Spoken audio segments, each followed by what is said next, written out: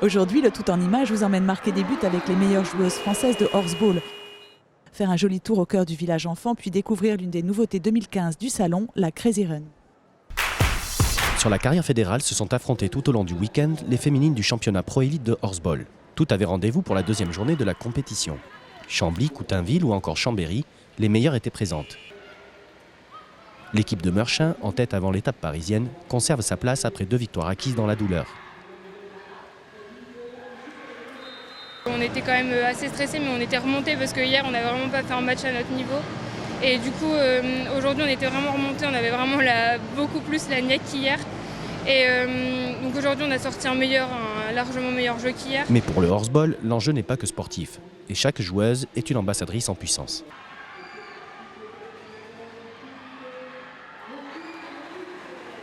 Et c'est important parce qu'on montre notre discipline aux personnes qui ne la connaissent pas tellement.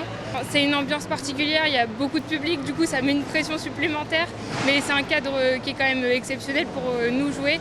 Après on ne peut pas dire qu'on n'a pas des beaux cadres toute l'année, on joue dans des cadres comme Deauville, Rosières, tout ça. Donc, mais c'est vraiment génial de venir jouer au salon parce que c'est vraiment une belle expérience.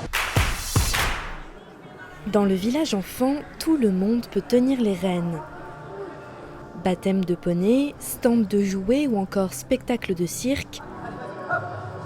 Tout est prévu pour amuser les petits et les initier au monde du cheval. Un monde qui doit être ouvert à tous. C'est ce que veut montrer l'une des animatrices en présentant des selles adaptées aux jeunes handicapés. La selle biplace, composée d'un simple tapis en poil de mouton, permet ainsi de monter à 2. Je suis enseignante d'équitation, j'ai des enfants et pour utiliser mes poneys et mes enfants qui ont juste 5 et 6 ans, je les ai mis à cheval devant moi. Et les mettre à cheval devant moi, ça fait tilt. Je me suis dit, on pourrait mettre tous les enfants qui n'ont pas la capacité de monter à cheval devant nous. Et Mathilde va encore plus loin.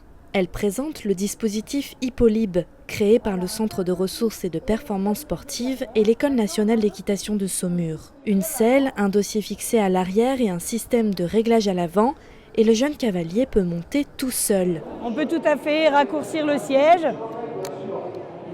stabiliser un petit cavalier, stabiliser un cavalier plus grand. Donc vraiment, même des cavaliers paraplégiques peuvent se remettre à cheval grâce à ce dispositif.